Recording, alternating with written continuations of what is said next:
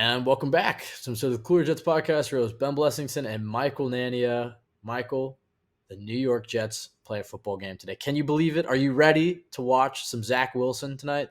I'm ready. I am absolutely pumped up to watch all of the most random players play more than half of this game and, get all hyped up for it. But then by the time the second half comes, you're like, all right, this is kind of boring. Can we get to the regular season? Because that's usually how it goes, I feel like. But no, I am pretty excited because I don't know if you agree, but this has been a really long off season, I feel like. Just because so much has happened, I feel like it's felt longer than most off seasons, with the Rodgers drama. Just that 1 month felt like it was 3 months. And then, we've had the Cook saga the past few weeks. We had training camp starting early. So it feels like it's been a long off season, and I'm very happy to have some real football back. Yeah, well, you mentioned the second half of these preseason games got a little dull. You're in luck, Michael. We'll be live on Twitter Spaces during the second half of tonight's game. So if you guys have something to say, come join the Spaces. Request to speak. We'll unmute you. Just don't give Michael too hard of a time on his Dalvin Cook opinion.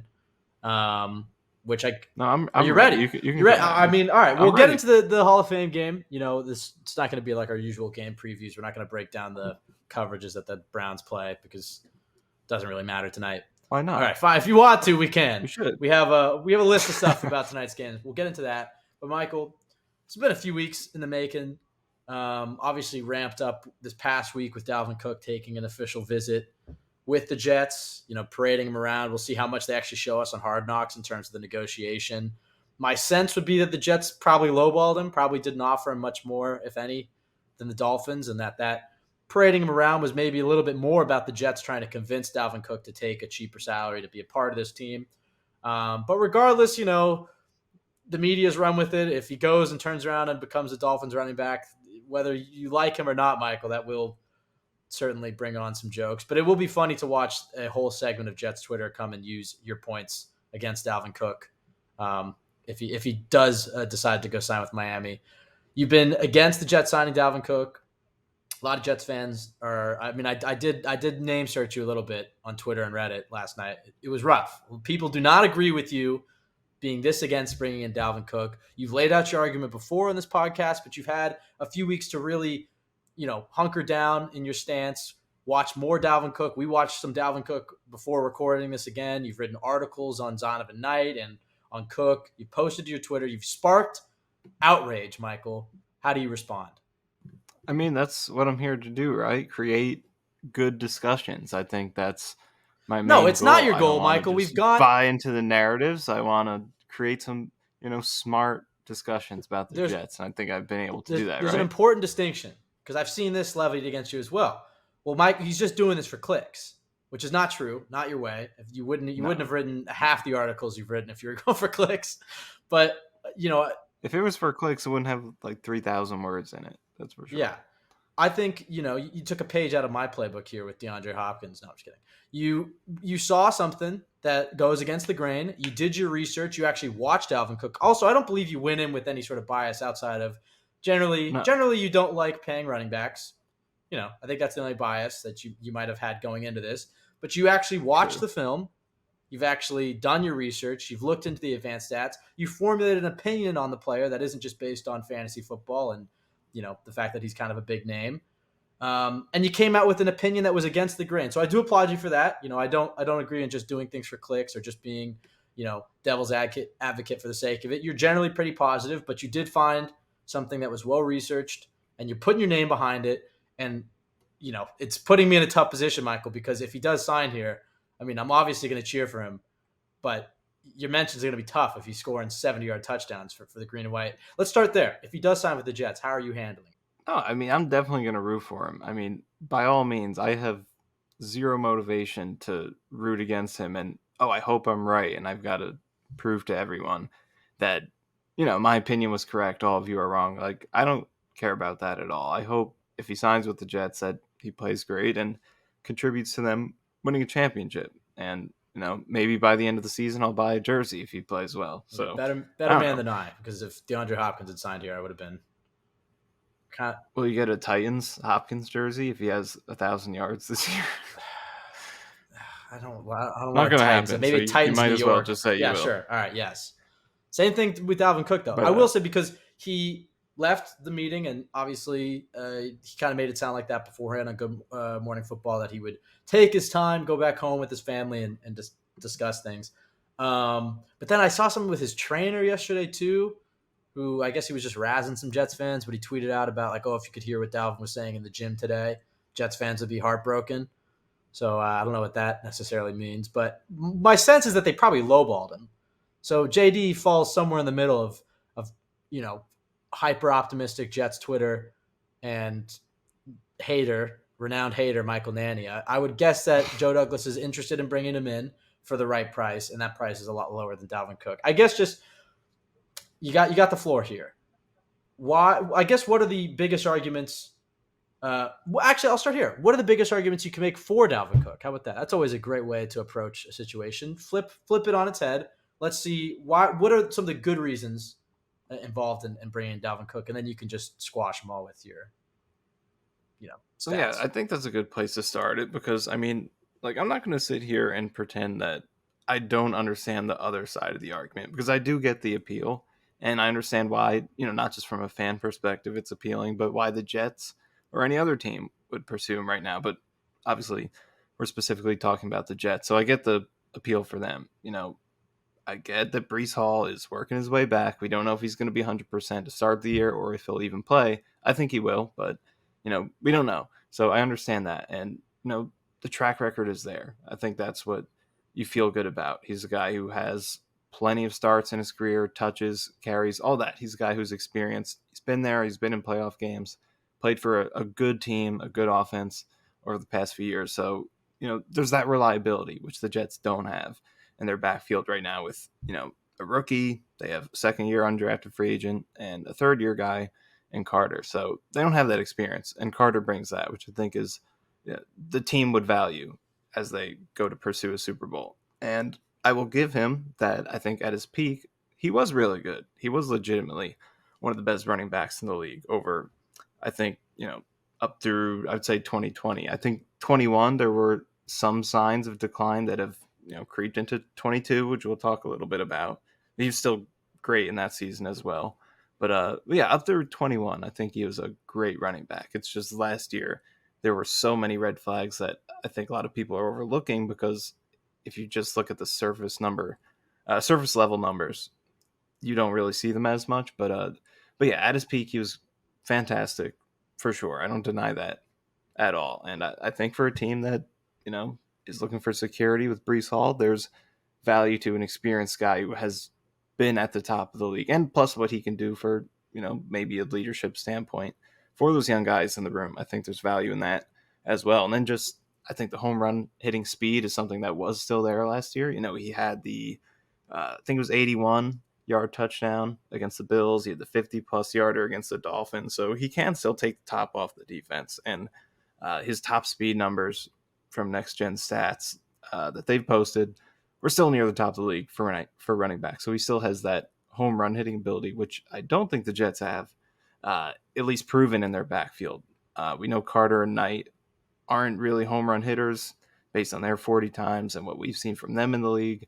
And I think Abanikanda definitely could be that, but again, we just don't know yet. So the home run hitting is great. So I would say those are the positives that I do acknowledge with Cook. So I fully recognize why people are, appealed about him or, intrigued by him.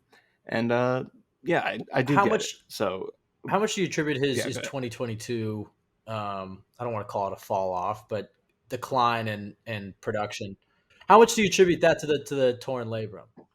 I will be fair and say that I do think, I mean, you and I were both watching him before we started recording this. We watched them all 22 from a few games, including that Jets game. But I do think you could see a little bit of an effect because at the contact point, like at the second level, going against DBs, linebackers, when it comes to can you break that tackle, there really was not a lot of power at the Yeah, he finishing didn't point make the there. And first guy miss a lot. he didn't make the first guy miss. He didn't really lower that shoulder and you know, grind out those last extra couple yards at the end. So I would say it's fair to say that maybe it affected him a little bit. Blocking, What I catching. will say is that I don't think it affected the blocking and catching and stuff like that, Fumbling? because that's always been a career, and the fumbles, because that's really been an issue his whole career. So I don't think it affected him there. And the other thing is that even if you do say, okay, maybe he recovers from the shoulder this year, and those effects will decrease compared to where they were last year. Uh, the problem I have with that is he's probably going to get hurt again in some other way, because before last year he missed multiple games in each of the first 5 seasons of his career. So he does have a history of being injury prone, and he's probably going to get injured again. Last year was the first time he didn't get hurt, and yes, he was recovering from the shoulder, but he still declined in a lot of ways. So I do acknowledge the shoulder maybe had a little bit of an effect, but I think there were a lot of other issues that have been longstanding before that, and then there were other problems that arose last year that maybe are a sign of, him just hitting that stage of the career where running backs typically fall Like off. what? I think that, well, some of it could just be a buildup because he's had, like I said, multiple injuries over the past few years. In addition to that shoulder, he's had ankle. He obviously had the knee injury earlier in his career. So I think the change of, and you and I were both watching. I don't think the change of direction speed is great. I think he's explosive when he puts his foot in the ground, and the top speed, like I said, is still elite, but he was not showing a lot of wiggle, being able to make guys miss. Like, I don't think his juke was great. I don't think he was able. There was one play you and I both watched, which was a great example of this, where it was, the edge defender got out in front of the play, and he's trying to jump cut and then make another cut back to the outside, but he just had to take a couple extra steps to do it, a little bit elongated, and he couldn't hit that cut and get outside like you wanted him to, and he got stuffed. Right. So I I think there are some signs that that fall off is coming, and this is just where it happens for running backs. At this point, he has 1,503 touches in his career. He's missed a lot of games, had various injuries, and he's going to be 28 this year. And we've seen the running back market this season, and teams are starting to recognize that you want to be ahead with running backs. You draft them, you milk them early in their career, and you let them go, because that's what the typical career arc has been. And I think with Cook, we've now seen back-to-back seasons of his yards per carry going down, his EPA going down, his DVOA, everything.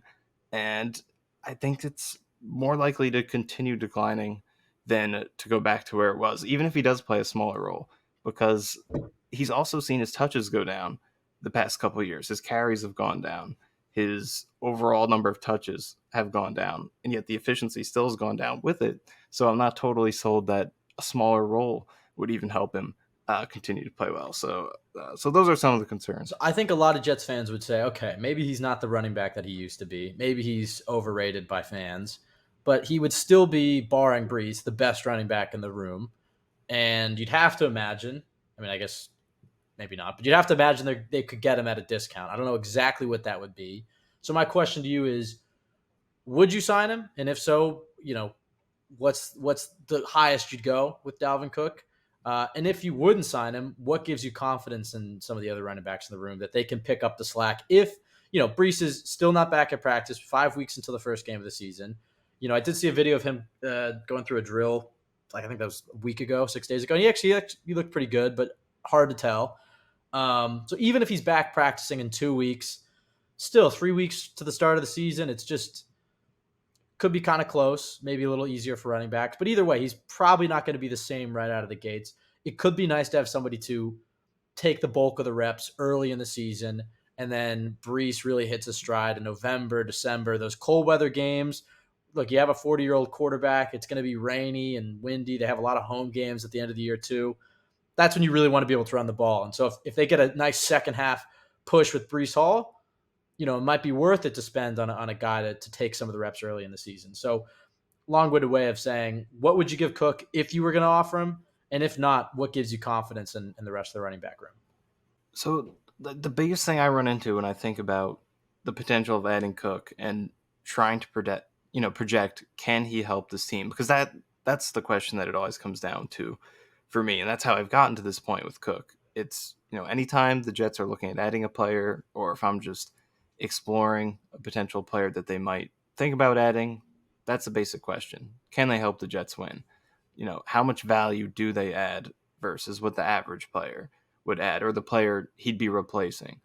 And when I think about Cook coming in here in 23 at 28 years old, with the mileage at this point and looking at how he performed last year, I wonder how he can help because, he's had a few issues throughout his career that even when he was at his peak a couple years ago, were still there. He's been a very fumble prone throughout his career, very drop prone. His blocking has been poor throughout his career. So those are three things right there that are, running the ball is something that can be affected by the offensive line, your quarterback, your coaching, all these other factors that the running back can't control. But those things, fumbles, drops, blocking, that's on you for the most part. So those are things that we can look at and say, okay, if he's been bad at that throughout his career, he's probably going to continue being bad at that. And again, like those are things you can directly attribute to him. So he's probably going to continue struggling with those things. So if that's the case and he's not going to be efficient running the football, then how is he going to help? And that's the thing, because last year I don't think he was as efficient as people realize. You look at his box score stats and they look great initially. He had 1,173 rushing yards, 8 touchdowns.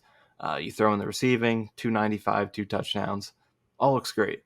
But when you really break it down, it's clear that he wasn't actually that efficient because he was a home run hitter. Like I said, he had the 80-yard touchdown, 50-yard Value in touchdown. that. There's value in that.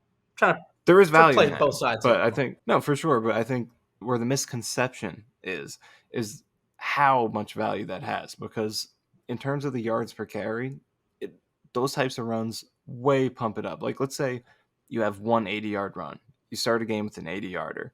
And the next 14 runs you have in that game, you get 0.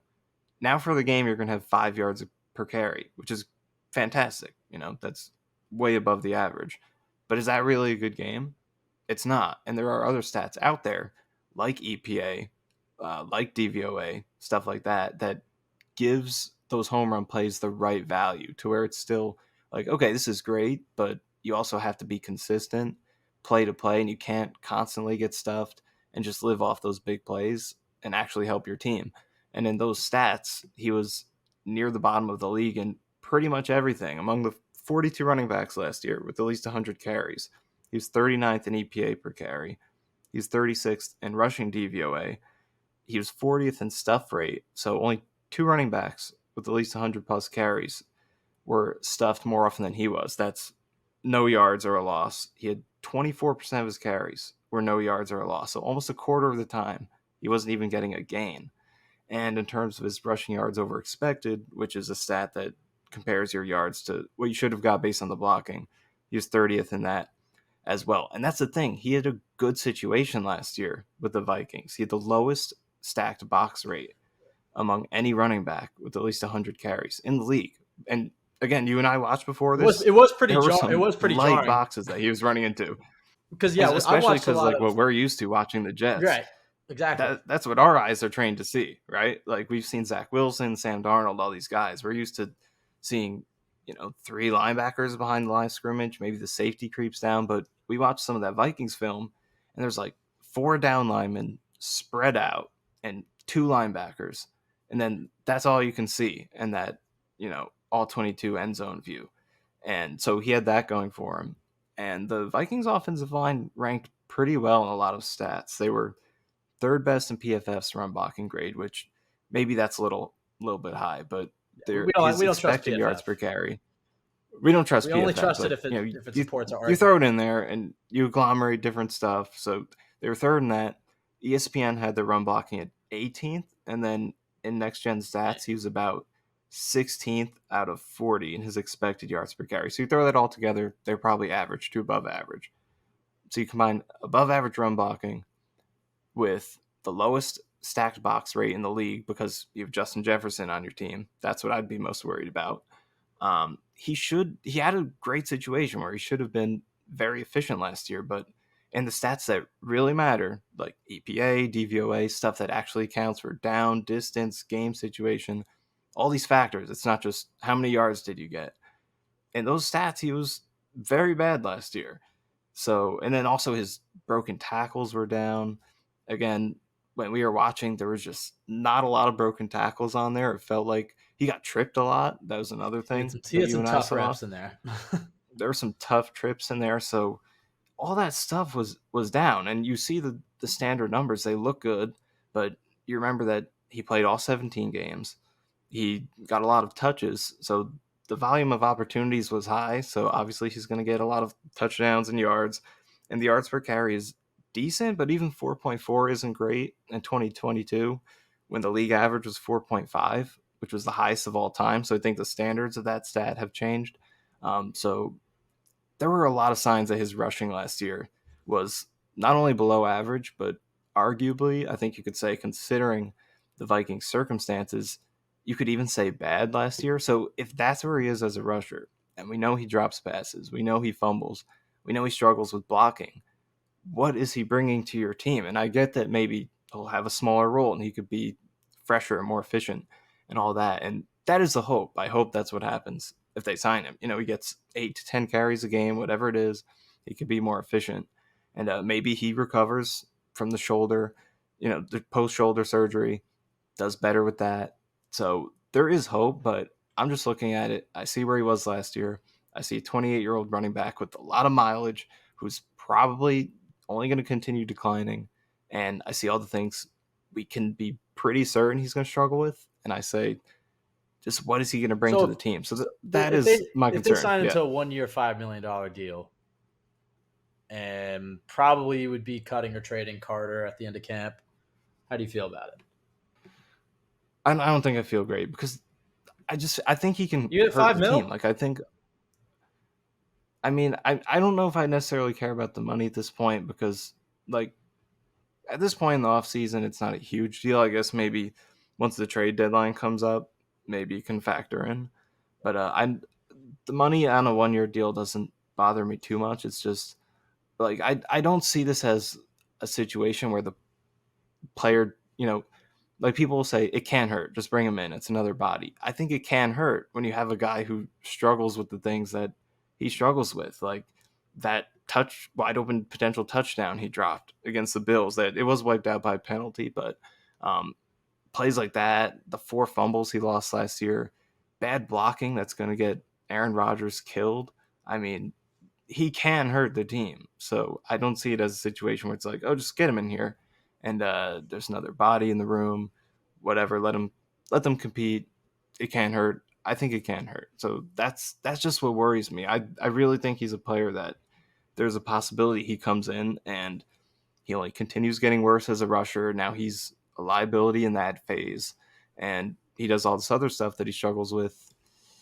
I don't know. I think It is. it's definitely he's just a guy I feel like I don't want him on my team You're at this worried stage. about the playoff game where he inevitably fumbles and the Jets lose, and I'm worried. He's just you like think he's that guy. they're running. I think he's that guy. That's kind of what I could see. So you're foreseeing the So future, Oracle I'm Nania. not saying I'm foreseeing the No, I future, think you but make a lot of compelling points, and then also you wrote that article about Zonovan Knight, who I think is yeah, Jets fans can overrate their own guys, but I think you go back and watch last year, and there's some legitimately really impressive stuff on tape with him. He wasn't as good down the stretch. You wrote an article on that, kind of explaining why. A lot of it had to do with the QB, and when you think about the situation that the Jets running backs are going to be in this year with Aaron Rodgers and Garrett Wilson, and hopefully the passing attack working and creating those lighter boxes that Minnesota was getting, you have to imagine that Knight will be even better.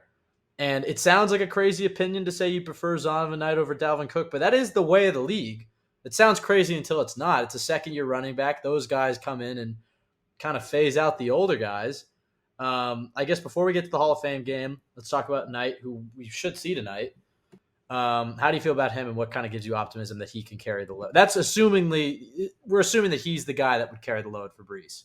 See, Robbie right. said he was the But most impressive out of all of them. yeah, yeah. I think for me, and Carter's involved in that discussion as well. So I don't think it's a guarantee that Knight is the secondary option to Cook in terms of who would be able to hold the fort down for Brees.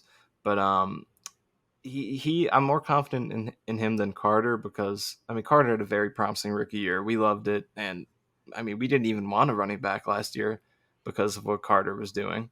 So that potential still is there for Carter, but it's all right. All right, I'll say No, maybe. I'll before the say draft, maybe. I won't. I won't we prove you were into it. talking I running won't prove back. you We into it. weren't talking running back. But I know I was like when they drafted Brees, I was like, well, maybe not when they drafted Brees, but I wasn't thinking about drafting him because I liked Carter enough. You know So what? Just I'll to be be honest about fair, that. draft night with Brees, you weren't too thrilled, but you did come around quite. Once I will say, That was once another you rough turned, night for me. okay, no, but to be fair, once you turned on the film and you watched Brees, you got on board. I mean, maybe that was because he had been drafted, but I think yeah, okay, you could say maybe you have some bias towards investing in running backs. But if you had turned on Cook's film and he was legitimately impressing you, I think you'd be all about this move. All right, no, like I go into everything with an open mind. I don't have any preconceived Dalvin Cook biases. I mean, I don't know why I would. I just go into it and I say, all right, what does he offer? And I see what he did last year, both not just the numbers but the film as well. If And you like because I'm more than willing to watch the film and say like, wow, these numbers are complete bullshit. Like it's not right at all. I think there are plenty of examples of that with other players that the Jets have brought in that have played for the Jets. So I'm more than willing to say like, all right, these numbers, this isn't right. I'm just gonna go with what I see here. But with Cook, I just don't see it in terms of what he showed last year. Prior to that, more than willing to say he was great. But it's what have you done for me lately? What will you do for me in the future? But yeah, about Knight, I totally acknowledge. Look, 85 carries last year, undrafted free agent, 7 games.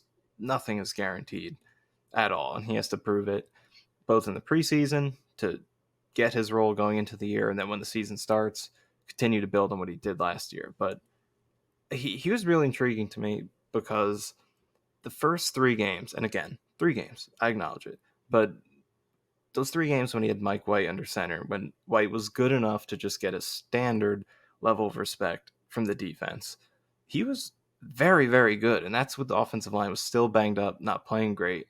But he led all running backs last year with at least 80 carries in missed tackles forced per carry. So the elusiveness was great. And even in those last 4 games where he was struggling, he was still breaking tackles at a top 10 rate. It just didn't reflect in the stats because he over those last 4 games he had -7 yards before contact, which jeez, is insane. He was the only running back in the league with negative negative yards before 7. contact over that span, -7. And it's not like it would be different like if his struggles came over a random stretch compared to the good games, but there was a distinct difference between the first 3 games and the last 4. White was playing in those first three, and he was pretty good, demanding respect. But then he got hurt, and now you have Zach Wilson. Now you have Strevler. Jeez, better get Wow, used to he's a goat. pronouncing How it. can I not say his name? Ooh, we're going to be saying it a lot over the next couple of days. He's definitely going to be scoring tonight, game-winning drives. That's what he does. But Yeah. yeah, Strevler. Then you've injured Mike White. You have Flacco. So there was that distinct difference where the quarterback play fell off, and now teams are loading the box, and it's just overwhelming for that banged up, injured offensive line. And it showed up in the stats, like what was being given to him. What did he have to work with? And the loaded box rate went way up. I believe it was the 6th highest among running backs for those final 4 games. And I just gave you the yards before contact as well. So, and those were much different with White under center. So it's not to fully excuse him because I think there are some vision things he could work on. But when you just watch the film, those last 4 games, there were so many carries of -3 yards, -7 even. There was one where it was like, he's just getting hit immediately. I don't know what anyone else would do in that situation. So, yeah, he still has to prove it going forward. But I like the elusiveness he showed last year, and like the things I talked about with Cook that are weaknesses in terms of the controllable stuff. Knight showed a lot of potential in those areas. His blocking was impressive in a small sample last year.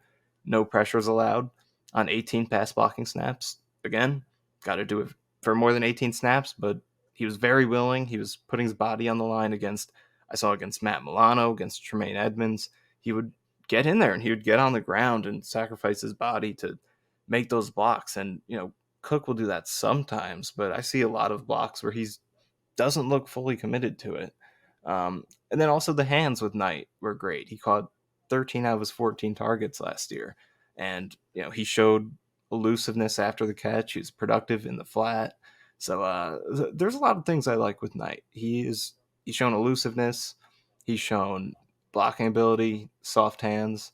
Just has to prove it going forward. But he's good at the stuff that I like to see from running back. So we'll see if he can keep that going. And just based on the trajectory of running backs, we got 22-year-old Knight.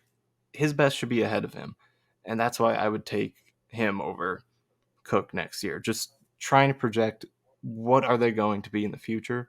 I'd rather bet on the younger guy who showed me a lot last year versus the older guy who showed a lot of decline last year. But that is just me. Quite the comprehensive Dalvin Cook discussion. Glad it was like comprehensive, almost 30 minutes. This is supposed to be the podcast previewing the game tonight, wow. But at the same time, I'm glad we got a chance to really air that out. I had to say my piece because I don't really like. I write my articles, but I don't kind of engage that much. So I felt like honestly, I could come on here this week, speak about it a little for good reason. But I was looking at your replies. I was like, damn, Michael's getting cooked right now. No pun intended. All right, let's hop into tonight. I think the biggest and most intriguing thing about this game tonight is Zach Wilson. How does he look? He didn't get a preseason last year, really. I mean, he threw the pick six and then tore his ACL, or we thought he had torn his ACL, was out the first few weeks of the season, missed all those preseason reps. And I think those could have been very valuable for him last year. Not that that would have changed too much for him, but these reps do mean a lot. A new system for him. He's been under Aaron Rodgers. He's had almost 8 months since that Jacksonville game to kind of reset his mental. Doesn't have the same stakes as a regular NFL game against NFL starters, but still on an NFL field, primetime game. I think some of the mental stuff could be tested there, but should be seeing some vanilla defenses. We'll see how many weapons they give him. It doesn't sound like any of the starters are going to play. And I would imagine that also includes Mecole Hardman and probably Randall Cobb as well, since he's a vet. So I think his starting receivers are probably Jason Brownlee, Irvin Charles, and maybe Gibson or Cap, maybe TJ Luther. We'll certainly get a fair share of undrafted free agent Jets that you haven't heard of before tonight. But let's just start with Zach. What does a good Zach Wilson performance look like to you tonight? We don't know how much he's going to play, but let's just say he plays a half. I think he'll get a half. Do you think so? I could see it maybe just a quarter. And maybe quarter plus. Because Becton's only getting 25 reps. He is on a pitch count. Right, right. He might just get the quarter, and then Boyle and Stravler take it the rest of the way. We'll see. Because I don't think Rodgers is going to play in the preseason, so he's got 3 other games to really get a lot of reps in. Right, that's true. But I think for Zach, it all comes down to, because when the game's over, people will point out his stats or maybe look at this highlight, that highlight, but it comes down to the process. How different does he look compared to last year in terms of down to down, just doing the right thing on every single play? Because, that was the main issue last year, right? It was, how is he able to manage an entire offense? Because the talent is there, we know it, and he might have a highlight or two, but it's, can he take the check down when the check down's the right play? Can he throw the ball away when it's the right play? Can he step up in the pocket instead of running out of the pocket if that's the right thing to do? Just little things that, regardless of if the production is there or not, if it leads to a good result or not, is the thought process improving? Is the way he reacts to things improving? So I think that's what I'm going to be looking at, and hopefully it translates into tangible, beautiful highlights that you could replay and say, this is our backup, he's improved, just look at him. Hopefully that happens, but I think you could take away just as much from saying, look at him step up in the pocket here, when last year he would have spun backwards and ran towards the sideline. Or look at him check this ball down, when last year he would have forced that down the field. Or look at him take the scramble instead of, chucking a jump ball down the field. Fairness. Just little things like that. These are all things he was doing in the 2021 preseason. I don't know. People forget. That is true. He did have that awesome preseason. People forget how good he was in that preseason. Yeah, I mean, I think for me, the biggest thing and the thing that you'll be able to tell right away is how does he look when his first read's not there? I Yeah. mean, that really, can he play within the timing of the offense? And like you said, I mean, stepping up in the pocket sounds cliche, but it's true for him. And the amount of times that he ran away from pressure, and that's really when you saw his mechanics fall apart. And that's when you saw the real difference with Mike White, although it led to him getting injured. But he hung in the pocket until the last second. And granted, it's a preseason game. You don't want Zach Wilson getting hurt or anything. But it's like, even if there's a rush in your face, you got to step up. You have to be willing to take a hit if that means you're going to be able to get to your third or fourth read. But for me, it's really just I'm pretty confident he can do the quick stuff well.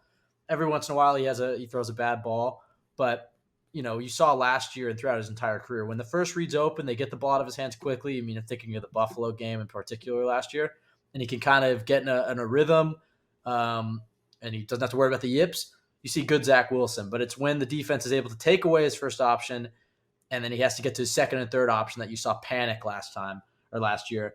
And I'm just looking to see less panic from Zach. Even if he doesn't go out there and lights the world on fire, I would like to see him lead a scoring drive.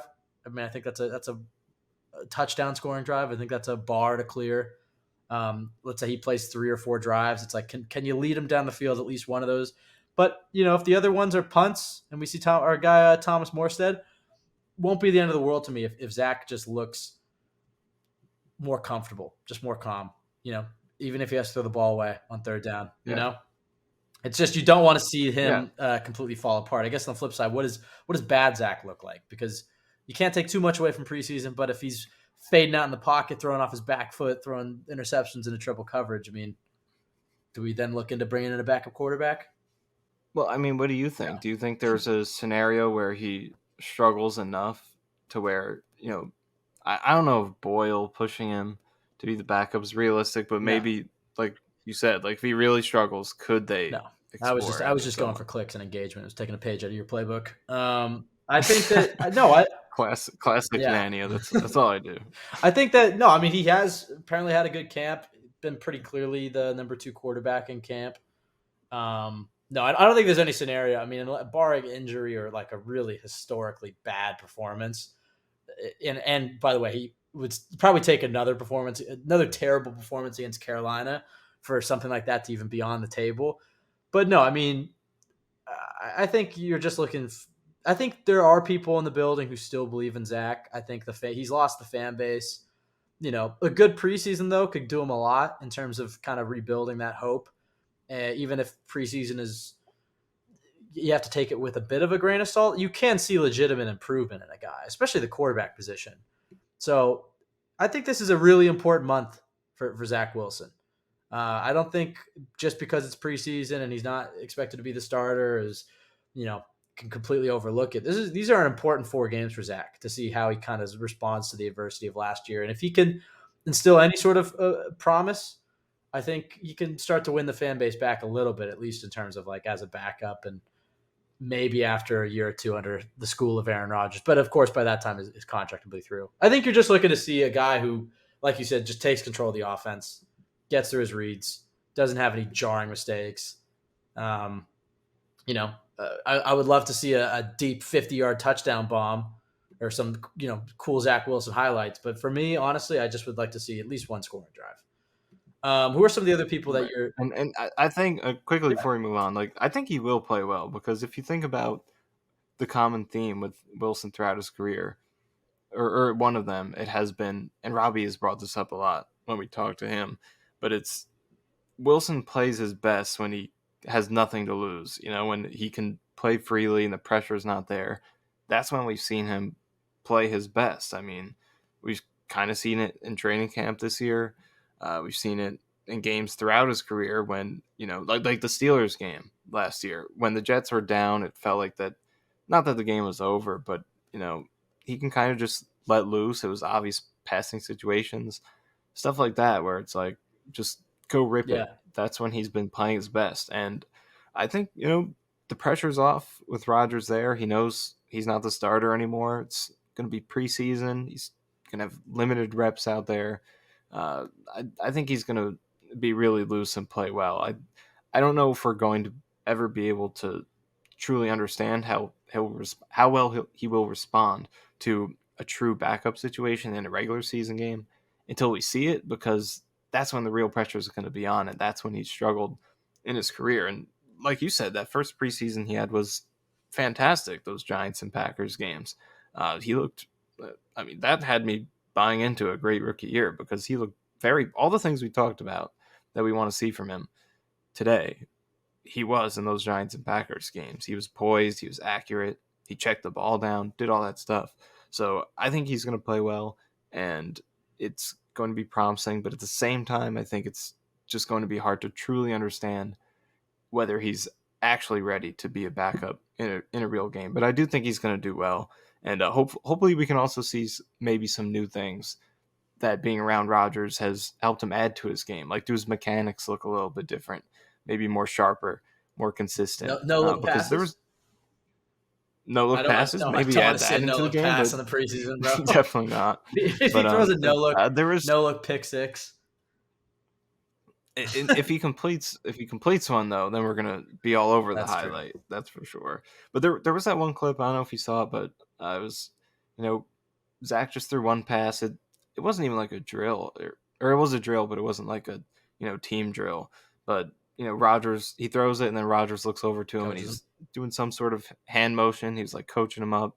It looked like he was talking something about his hips, because Zach was like motioning his hands around his hips and like kind of rotating them a little bit, and then he throws the next pass, and he like really emphasizes that hip movement, and he throws a nice ball, it looks like. So all right, I feel like Rodgers has been working on some stuff like that. So like, will we see maybe he might be in his ear a little tonight. bit, because he could be. I know Rodgers said he wants to get on that headset, might but be I mean, Wilson Boyle. has always been maybe that could also, our friend of the podcast, of course, but Zach has always been a little Rodgers-esque in terms of how he plays when it looks good.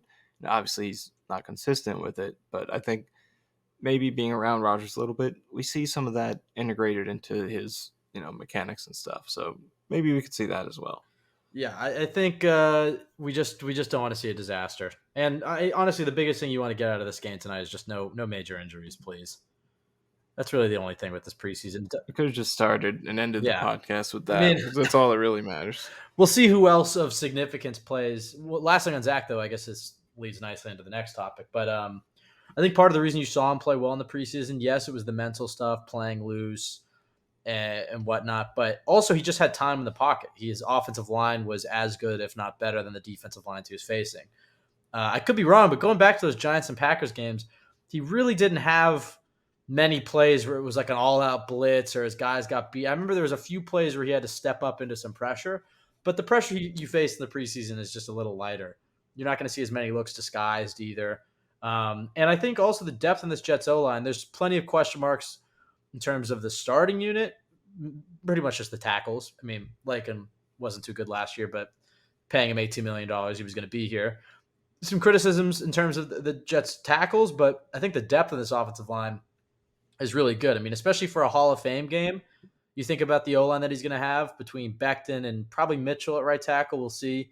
And then, we'll see what the interior looks exactly like, but probably Tippmann, maybe Cologne at one of the guard spots, maybe Schweitzer, maybe somebody else. But it's a pretty good offensive line for a Hall of Fame game. And I'd imagine he's going to have some time in the pocket as well. So I do think you're right. I think you're going to see a good Zach performance.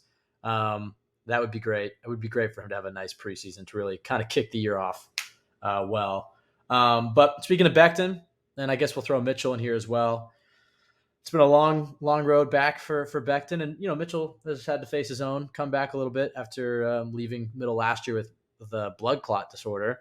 What are you looking to see out of those two guys, specifically Becton? I mean, it's been 2 years. And you did point something out to me before recording this podcast that he was struggling in camp in 2021. But then you watch those preseason games like Zach Wilson, he actually looks pretty good. So are we, even though Becton's had some ups and downs in camp so far, are we anticipating a dominant Becton performance? Can we get another Baldy's breakdown of a Highway 77 based off this game, you think? Well, I think one good point that you made before we started recording this is that, Becton, maybe he's the type of guy who, just based on his skill set, is more suited to play well in a game than in practice, because, that's what's appealing about Becton is just his sheer physical superiority over his opponents, and that's something Damn. that you can't really use as much in a practice. I know pads are on, so there's a little more physicality now, but it's not full on He's like a not real driving game. Carl So Lawson into the ground and then yeah, people's elbowing him on the way down. That stuff sticks with right. defensive ends, you know? Yeah, so I that's a good point where I think maybe he's not built for succeeding in practice, whereas a guy maybe who's smaller, has quicker feet, is a little more technical with his game, maybe that kind of guy can really shine in a practice rep. So maybe that's an excuse and wishful thinking, but it's also potentially legitimate. But I think, yeah, in the 21 preseason, I think people forget that he was, you know, we all know he was struggling in the camp before that, but he came out in the preseason and really quieted those concerns by dominating, as he should, against the backups of the Packers and the Giants. So I think I do think he's going to play well again because, again, like we just talked about, a guy who has the tools that he has, it's going to come out better in a real game, especially when you're going up against opponents that he should be significantly better than in this game, because he should not be playing based on talent in this game. It's just the fact that he's been hurt so often. Now he's in this competition for a starting spot / he's the backup right now, so he's playing, but he should be dominating these guys, and I think he will. But it will be interesting to see where he's at, because you know hasn't didn't even play in the preseason last year, so it's been almost 2 full years since we've seen him in a game at all. So uh, that's my question. Even if he's been able to stay healthy and get into great shape, how much has he been able to work on his game over these past couple years? Because he's all the potential in the world. I think he was good as a rookie, but he still had more work to do to get to the peak of his potential. So has he been able to do that while also doing all the work he's had to do just to stay on the field? So that's my question. I'm gonna get some hate here for bringing up Mims, but I kind of wish they didn't get rid of Mims, because then the starters for this game would have been entirely our hopes and dreams for the 2021 season. It would have been Becton at left Yeah. tackle, Michael Carter at running back, Zach Wilson QB, Mims out wide. Um, I mean, there are definitely some storylines to watch. Becton and Zach Wilson are first and foremost, but even guys like Joe Tippmann, who I think some of us were kind of anticipating that he would push for the starting job a little bit more um, to open up the season. It does kind of seem like it's Connor McGovern's job to lose. In fact, he was rotating with Schweitzer, so it kind of seems like it's a two-man job for that center position. I still ultimately think that by the end of the season, Tippmann is your starting center. But a good preseason could really do some. Do you think that maybe if he puts together a good game here and then another good one against Carolina, that he starts to get some consideration for that starting gig? Or do you think that Rodgers wants a veteran in front of him? I feel like it isn't over yet, because there's still 4 preseason games to go. I think if Tippin plays really, really well in these games, then he can make a case for it. I mean, it's so early for a guy who was a second round pick. He's the first center drafted, so not a late pick, but um, you know he's a rookie, and I think it's realistic to understand that he would have to take some time to acclimate, especially at a position like center, which is one of the more cerebral positions in the game. I mean, it's quarterback's number one, but then after that, it's probably center is probably number two, maybe safety or linebackers up there. But a position that requires a lot of thinking and understanding the playbook, so it makes sense that he would need some time to grasp all of that. So I do think there is, if he can play really well over these next few games, maybe there's a chance he could push for it. But I do lean towards, just based on what we've seen so far, because McGovern's not even playing in this game, which suggests that he's probably viewed as a starter, which is why they're resting him. So I do think that we're probably going to get McGovern starting, and that Rodgers will lean towards a veteran. The Jets are leaning towards a guy who's already got some experience with the two guards next to him in that starting lineup. So I think it'll be McGovern, but if Tippmann plays very well, I think potentially he could maybe make it interesting. All right, here's some other guys to keep an eye out for tonight that should be playing. And stop me if you have anything to say about them. Do you think Jamie and Sherwood plays tonight? That is an interesting one. What do you think? Because it feels like, I mean, he's technically a starter right now, I guess, but also he is a young guy who I think could use those reps to develop, because he hasn't gotten a lot of them. Do you think he I plays? think he does play, but man, if he gets injured, the fact that Quan just signed with Yeah. Pittsburgh, it's just kind of like, oh man. Because I was raising this point to you, and we'll do probably next week. We'll have another 53 man. But I was going through my 53, and I realized looking at the Jets linebackers that outside of their starting three, assuming that Sherwood's starting, it does seem like he is. And by the way, Mosley's been very high of Sherwood. Speaking about him, and I think everybody kind of forgets that Sherwood did tear his Achilles his rookie year. And as we know from Carl Lawson, that's a bit of a 2-year injury. So his offseason last year wasn't quite the same and takes another year to kind of get some of that explosiveness back. So I anticipate Jamie having a good year. It's just you're worried about the injury because I was looking at the 53 and I was like, outside of their starting three, Zaire Barnes will make it. Every other guy they have, I think they can probably just cut and stash in the practice squad. But unless Hamza Nasruddin or Chaz Surratt, Malik Hall or Caleb Johnson have a big preseason, I think all those guys you can stash on the practice squad. So the depth at linebacker is a little thin. From what we were able to surmise about their plans with Chuck Clark, I do think that kind of opens the door for a guy like Trey Dean to make this roster and for the Jets to carry 5 safeties because he's a guy that can come inside, play into the box. So all that's to say that, yeah, I think Sherwood plays just to give him some more reps because this is a guy who really hasn't played that much. This preseason's valuable for him, but I think he's probably a first quarter and out type of guy. What do you think? Thinking about it more, I think they'll sit him, but I think he's the type of guy who might play more over the next few games. Like, not to the level where, Mosley and Quincy will probably just play wherever their tune-up game is, whether that's the Giants or the Giants. The Bucks. The Giants. It's Bucks, then Giants, right? They said, so Giants. They said the Giants. Well, they said if Rodgers plays, it would be against the Giants, which that's the third game, right? The fourth game. Remember they did it last year? The Hall of Fame games got me all out of In fairness, it used to be 4 preseason games. The third one's dress rehearsal. Fourth one's all your scrubs. And then you do the roster cuts. For the Jets, the last game. But now we're doing third game typically is rehearsal. Yes. But for the Jets, now it's the fourth game. Got it. So I think, like Mosley Williams only are going to play in that tune-up. But maybe Sherwood gets a little more over the next couple of games. Like this might be the super scrub game. I think it is, or whatever. This is for the guys who are fighting to make the practice squad. I mean, there are a few. Who are some of the guys that are competing to maybe make the 53? I would say Jason Brownlee, Michael, has had a good camp, and he's had a good camp, and it does sound like the Jets could carry 6 receivers. So he's a guy to keep an eye out for. So he's a guy, if he impresses tonight and has a good preseason, the Jets might not want to cut him and risk losing him. Other guys, it's like maybe if Kuntz or Yeboah really go off in the preseason, the Jets might feel like they have to keep him. But I kind of feel like either you're keeping a 4th tight end or a 6th receiver. But everybody else, I mean, maybe somebody on the O-line. No. Trey Dean. Yeah, sorry. Trey Dean and Brownlee are the 2 guys that are like, quote unquote, scrubs, not actually, but that are playing in not scrubs, like fringe roster guys that are actually competing to make the 53. Everybody else tonight that you'll see in the bulk of the second half, those are practice squad guys. And so, I will say though, the first quarter, I do anticipate you'll see Jeremy Ruckert. I do think you'll see Ruckert, so that'll be interesting to watch. I think Ruckert will. I think Jermaine Johnson might play a little bit, maybe not. What do you think? He did get plenty of run as a rookie. Yes.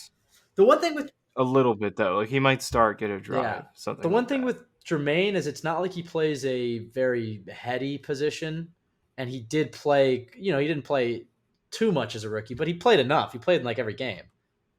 He missed some time with injury, but it's not like what are these reps really giving him? He has the joint practices in the other few games. Tackles. Yeah. So.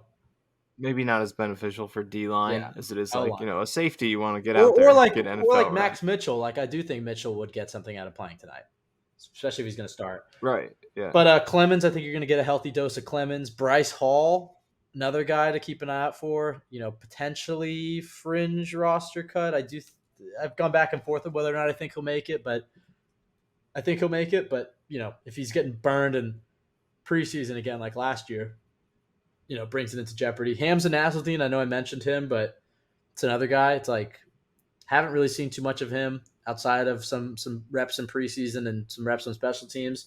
Would like to see something out of him. And then, yeah, I guess Tony Adams, do you think he plays at all tonight? I don't think so. Yeah, I don't. Right? I mean, he's pretty much the penciled in starting free safety at this point. Could be valuable. Yeah, I guess you're right. I mean, I would say, Which is great to see. I was telling you this before we started, but that's probably my favorite takeaway from the preseason so far, or the training camp so far, is that Tony Adams has pretty much already established himself as the exact thing that I know I was, and I don't want to speak for you, but I think you were on the same page, right? That hoping Tony Adams would be yeah, win that free safety job well, yeah, because because I know, like, of there's course we were something I hoping said that. before where you're like, was it the Michael Carter thing where I was like, Yeah, oh Brees wait, Hall, don't. Brees Hall taking Brees Hall, and I would just like to let you say, like, make sure that you you're agree right. with what I'm saying. I don't want to always speak for other I people too, besides Michael, myself. hoped that Tony Adams would be good. Yes, we both hope Tony Adams will be good, and I don't want to speak for you, but we hope the Jets will win games Yeah, this year. But yeah, no, I hope Tony Adams will be good because, like, we've had that question all off season about safety. Like, they kept Whitehead, then they got Chuck Clark, another box safety. They didn't get any free safeties in free agency or the draft. Then Clark gets hurt, and they replace him with Amos, another guy who's preferable in the box. So we've had that confusion of, like, are they going to start these two guys together? Or hopefully Tony Adams can emerge at free safety and solve this problem, be an in-house solution there. And it looks like he's done that. I was hopeful that based off what he did last year, it could happen. But just like Zonovan Knight, it was a small sample size last year. He only played the 2 games at the end of the year, but it turns out that the coaching staff saw enough to be a fan of him. yeah, So it is possible for those small samples of flashes to translate into the next season, and didn't translate to production yet. We'll see if he plays well, but at least into showing the coaching staff that I deserve to have an expansion in my role. So maybe that happens with Knight and Ruckert and some other guys like that, but at least to see it happen with Adams is a very positive takeaway out of camp so far yeah. because they didn't have that pure free safety outside of him. And he was the potential avenue to solve that problem. And it looks like he's been able to do that. So that's my favorite thing about training camp so far because that's tangible. You could get excited about Rodgers and all the other stuff going on, and it's exciting, but it's just training camp right now. But Adams actually winning that job, Right. at least it appears he has, is something that is real. Yeah, and then the last two guys I'd be excited to watch tonight, and let me know if you have any other ones. I should have led with him, or maybe third behind Becton and Zach Wilson, but Will McDonald should get a healthy amount of Will Yeah. McDonald. Maybe not, maybe a first quarter of Will McDonald. Be excited to see the rookie. I'm kind of feeling. We'll get to the bold predictions at the end of this podcast, but I'm kind of feeling a Will McDonald sack. I don't know about you. We can get to the bold predictions. I'll say yeah. We'll save it for bold Kind of feeling a predictions, Will but McDonald against sack now that I talk about him. some random backup Yeah. tackle, I think he should be able to get it. And then the last one will be Zaire Barnes, who I did mention earlier. But yeah, I mean, Quan is in Pittsburgh. That's no longer an option. I like what we've seen from Sherwood, but he's a bit of an unknown. And then any injury to Quincy, who's missed time before, CJ Mosley, who's missed time before, and Sherwood, who's missed time before, and Barnes is likely sliding in there. I mean, they would probably play a lot more nickel, maybe, as I mentioned, Dean, Amos, Whitehead playing down in the box, but you're one injury at one of those positions away from Barnes probably seeing some significant reps. So I'd like to see how he looks. I think you get a lot of Zaire Barnes tonight. I'm kind of excited to watch him because he's. I He's feel hard like to he's find either tape going to on. look. I really haven't seen much of him. Yeah, hard to find tape on, but I did watch Blue's film review. If you haven't watched that, check it out because it's really the most footage at all that's available of him on the internet. He doesn't even have highlights, I don't think. No. But Blewett did a good film review. But he's really athletic. Like the physical traits are there, so I feel like he's either gonna really pop off or he's gonna struggle, like overshoot and miss, kind of in a Quincy Williams sort of way. At times, when more so in Quincy's first season, I think he solidified a little bit last year. But yeah, I think it'll be a boom or bust type All of right. game. But he's exciting. He has traits. What's the starting lineups? Let's run through here, and then we'll get to predictions. Let's try to guess the starting lineup. We'll start with the offense. We know quarterback Zach Wilson. Let's start offensive line, left tackle to right tackle. How do you see it? So left Becton. tackle probably Not Becton. probably. We know. We Yeah. know he's starting. So Becton. I don't know why his name probably. So Becton. Then for the I was interior, thinking Turner for some reason. for the But interior, how yeah. do we see that? I mean, probably Schweitzer left guard. so Schweitzer, Titman at center, Schweitzer, Tittman, Cologne, probably. Mitchell. All right. Receivers, probably Brownlee and Irvin Charles outside, and then maybe Gibson in the slot. Brownlee, Charles, Taylor, I kind of feel like it's. Malik That's Taylor. true. I guess Taylor is the veteran in the system. All right, so maybe Millie Taylor. Running back, which one do you think gets the nod here? I think Carter. I'm kind of just going off of that unofficial depth chart because I think Knight has gotten more buzz out of Yeah, camp this year, at that's what least Robbie said. based on what Robbie told us. Do you? So maybe Knight, but I think ultimately they're just gonna timeshare for whenever Zach's in the game or with that starting unit. But I don't That's know. true. Do you think Carter or Knight? No, I think you're probably right. They'll probably mix him in. I think, yeah, Carter's listed as the second string, so I would imagine he probably gets the first few reps. But you'll see a mix of Carter and Knight when Wilson's in the game, and then afterwards, I think you'll get a healthy dose of Banacanda and then Die later in the game. Do you think we see Bodden at fullback? Probably, right? They're gonna probably run their Probably. base You packages. think so? If he's planning to make the roster and he is the only fullback, maybe they hold him. I feel like base packages. I feel like we'll see Bodden. What about tight end? Probably Ruckert starting. Yeah, Ruckert, I All right. think. I'm excited to see Kuntz as well. All right, defensive line. How do we see the starting line? We go Jermaine. I mean, they could really have a sick defensive line to open up this game. So you think Quentin and Woods No, play?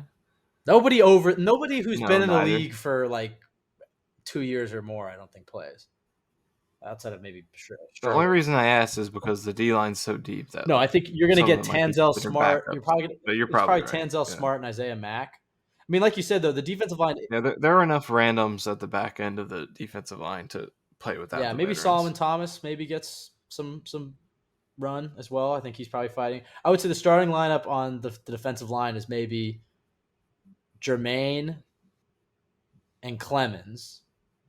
I think probably With Jermaine and Clemens Tanzel Smart and Tanzel Smart Isaiah and Mack. Solomon Thomas inside maybe. You think Thomas? Actually, Thomas is another veteran, but then no, Thomas he's just another guy where there's so many people. He's like the fourth. Thomas is going to play What because were I you do gonna say? think he's going to fight for his spot. I think he'll Yeah. probably play alongside Isaiah Mack though, because Tanzel Smart is another like kind of undersized defensive lineman. So I think the starting lineup will be Isaiah Mack, Solomon Thomas, Jermaine, and Clemens. On third downs, Clemens comes inside, and then Will McDonald comes out. But yeah, we get used to some of these guys. You tell me if you've heard of No Huff. No HOF. I don't think so. Yeah, I agree. They could maybe, but I don't really see the benefit of that. Deslin Alexandre, you heard of him? Marquise Spencer and Ifade Odenigbo. Get ready because those guys are going to be playing some considerable reps, like you said. This is always like when it's third quarter preseason. But they're going to play there's some D linemen like 78. They're going to play more. Out They're going there. to play more because the Jets won't be able to rotate like they normally do because they just don't have the bodies to do that. Yeah, those are the guys. That's the best position to be at for these games because they're going to be playing a lot because they have a lot of The whole guys game. at the top who just aren't going to The play. only guys that are going to pretty get removed would be Solomon Thomas, Jermaine, Will McDonald, and Clemens. Outside of that, all those guys are going to be playing the entire game. And honestly, let me go open the depth chart that's not ESPN. Let me see how many bodies they have at defensive line. Because I was about to say, honestly, McDonald might have to play a little bit. That's a good one. Well, the Jets released their own. All right. Let me go to. Is there anybody else? You can use that one too. No, there is nobody else outside of. Yeah, it'll be Tanzel Smart, Isaiah Mack. So I think you're getting a full game of Smart, Mack, Spencer, and Odenigbo. And Alexandre and Marquise Spencer. Those are the five. But so then it's like maybe they do have to leave McDonald in for a little longer. Get him some reps. All right. Which could be good because he will get reps in the regular season, but this could be his best chance to get extended reps. Really work on linebackers. Whatever he needs to work on. Linebackers, I'd say Sherwood and Barnes. And then maybe Hamza. So are we going with Sherwood? I'm saying Sherwood plays. I'm going to say no, but I wouldn't be surprised if he did. You could be right about that. And then It just doesn't feel like there's a competition for his role. Like no, it I feels guess you're like right. I think he's the the guy only already. benefit is just that because he hasn't played that much and he's going to have a bigger role. These are good reps for him to get mentally. But yeah, if he plays it all, it'll be first quarter. All right, and then I guess Salah did say the starters aren't going to play, so maybe Sherwood's out. In which case, it would be Hamza, Zaire Barnes, and Chaz Surratt. And then corners, Hall, Eccles, and Gidry. Sounds like 2021 up in here.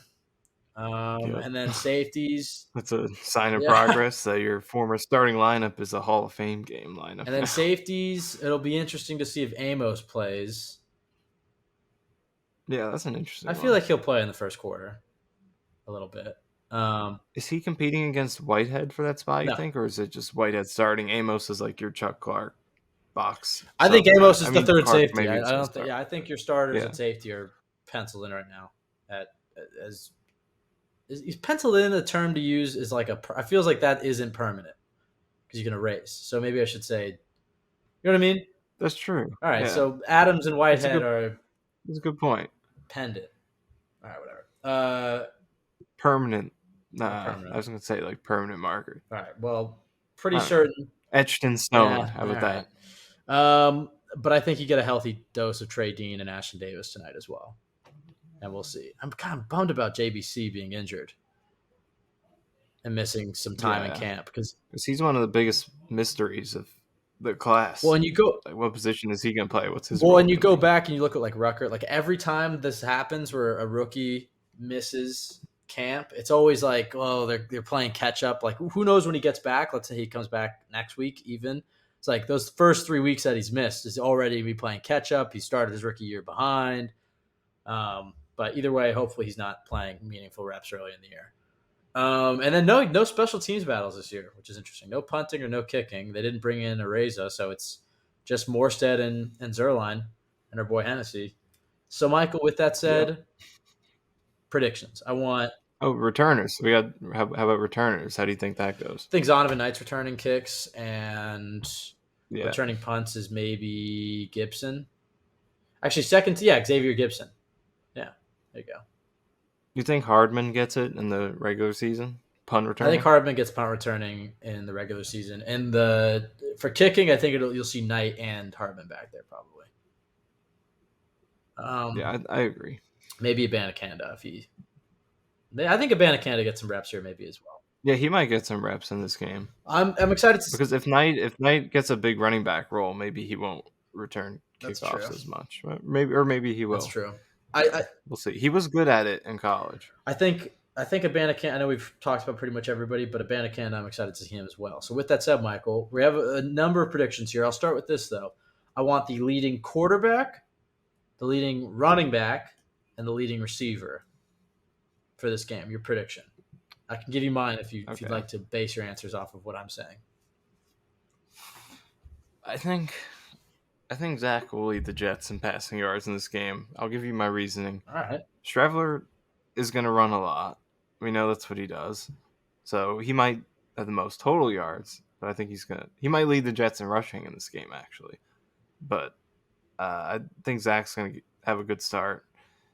I don't know if Boyle's going to play well just in terms of statistically because of, I think these preseason games a lot of times are just a lot of check downs and 5-yard passes. You dumping on our guy Boyle? Hell? No. I'm saying that I don't think the circumstances are ideal for production. What are you talking about? That's what I'm saying. He's been a preseason god. He's like 14 touchdowns. He has been a preseason god. I'm going leading passer Tim Boyle. I think he gets. He might play the most. I think he will. True. I think he gets second and third quarter. No, I will go. Yeah, Boyle. Look at you copying my answers. All right, Tim Boyle, leading quarterback, leading rusher. I'll go Abanikanda. I'm gonna say Streveler. That's a bold one, but that would have been true. Streveler's not a bad pick. He will. True in every game last year, right? He will rack up the rushing. So I'd have to check that. Yeah, I think that's true. I'm gonna go with the Abanikanda. I'm gonna stick with Izzy, and then leading receiver, I'm gonna go Malik Taylor. I think the Boyle Taylor connection is gonna be big. Not gonna jump on the Brownlee train. No, I think Brownlee's gonna be good, but I think Brownlee probably leaves when Zach leaves. Well, maybe not. I think Brownlee plays the first half. And then the second half, they're going to try to give, TJ Luther, Gibson, Taylor, Erickson, Irvin Charles. Brownlee's at the top of that heap right now. Brownlee's a starting receiver. He's not going to play the full game.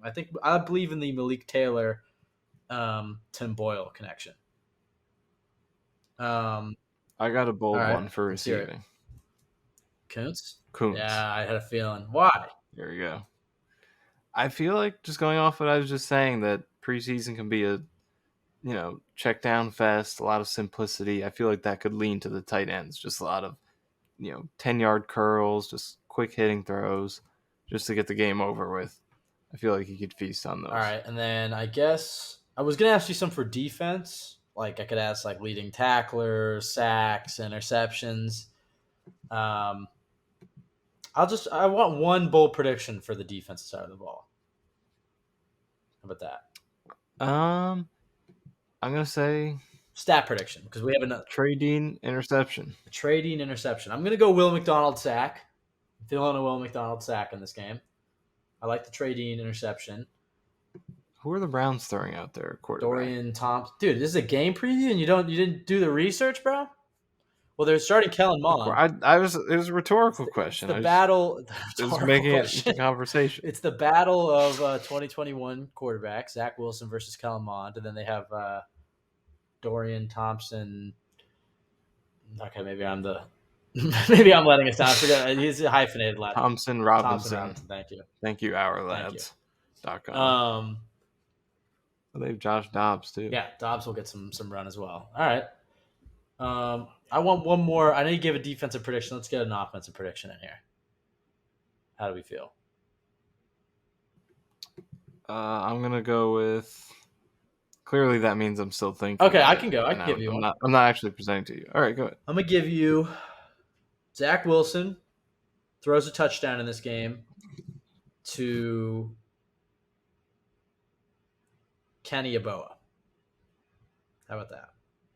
Like that? I was gonna go. I kind of was gonna go Rucker, but Kenny Yeboah is a preseason. I feel like Yeboah's gonna have. I feel like they'll be in the red zone. Just based on the one catch, I remember. They'll be in the red zone. 12 personnel. Yeboah will be in there. Touchdown Yeboah. That's how I feel. Could be Rucker, but I like that.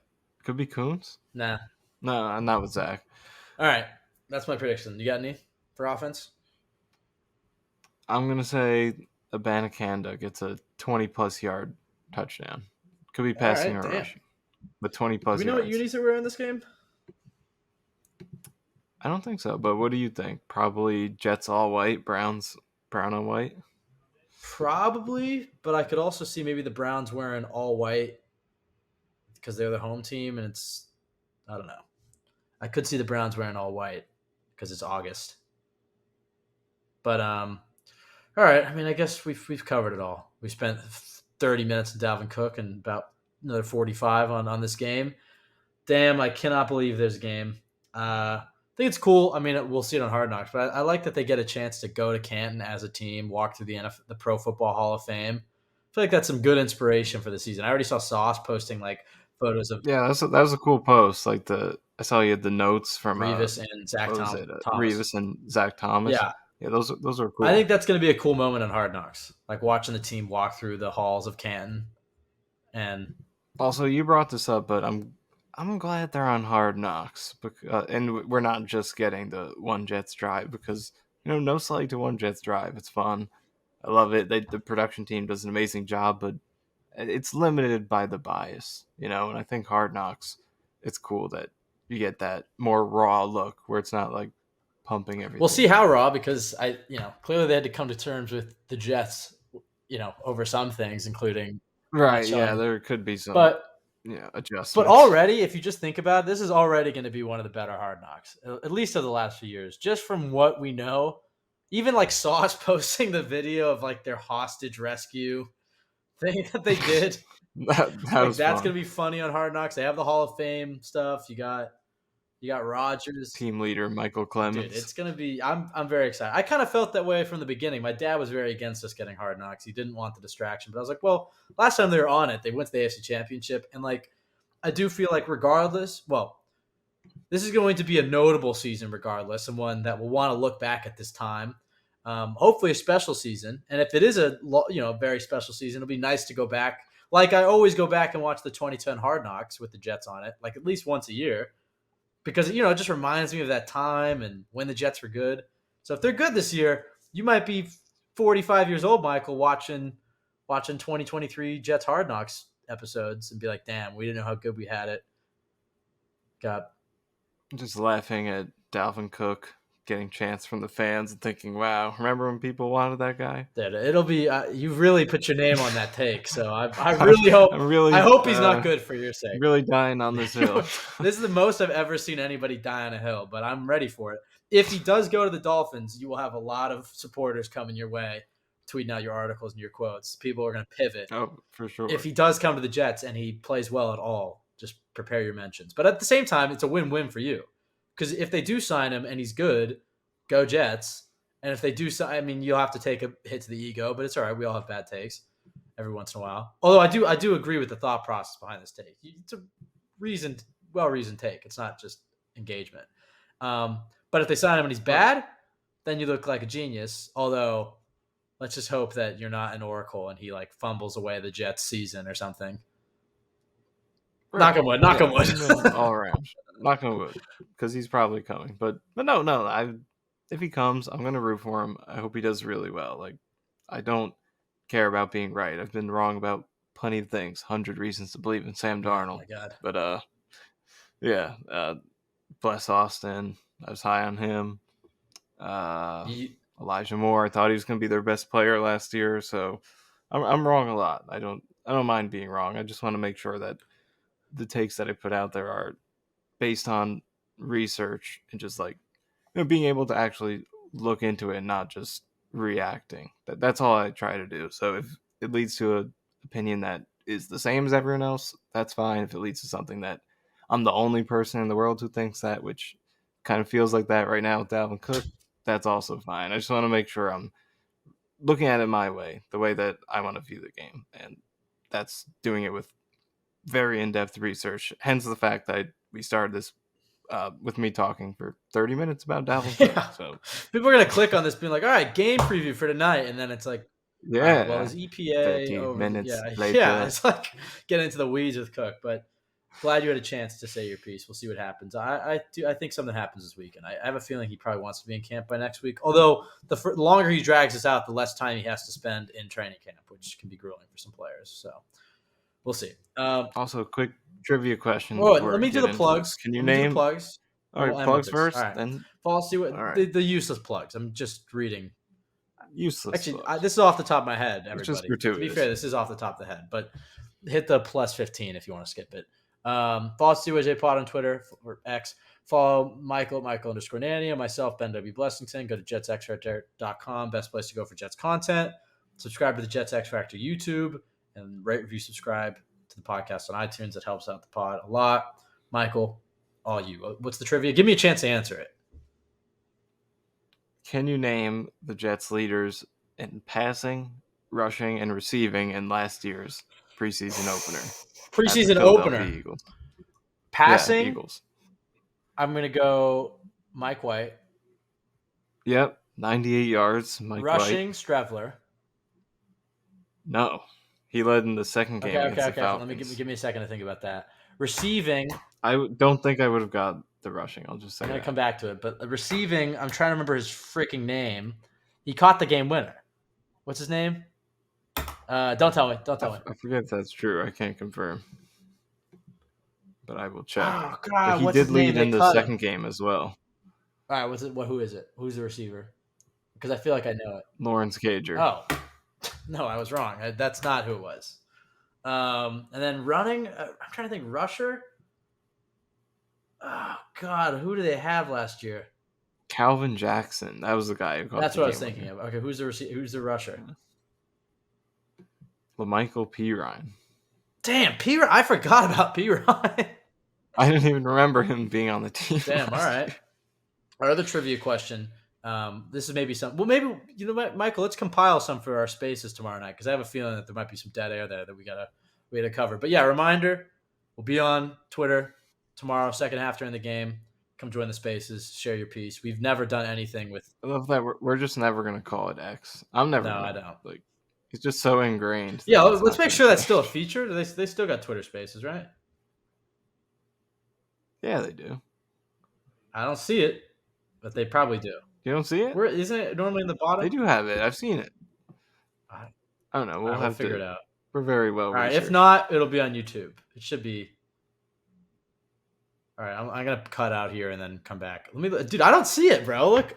All right. We took a quick pause there to make sure that Spaces was still a thing. It is still a thing. So yeah, join us. Twitter Spaces on the CYJ account. Michael will be there. Second half. Anybody who wants to talk some ball. We'll have some trivia questions as well, I guess. Or you can debate Michael. You never know. You can with debate this Dalvin Cook website too. / application. Just be nice. What's there or not anymore. But yeah, I'll bring the Dalvin Cook. Yeah, Michael wants to smoke. Um, So anybody who thinks they're up for it, he's got the advanced analytics and the film behind him. So we'll see. I'm armed and ready. All right. Thank you everybody for listening.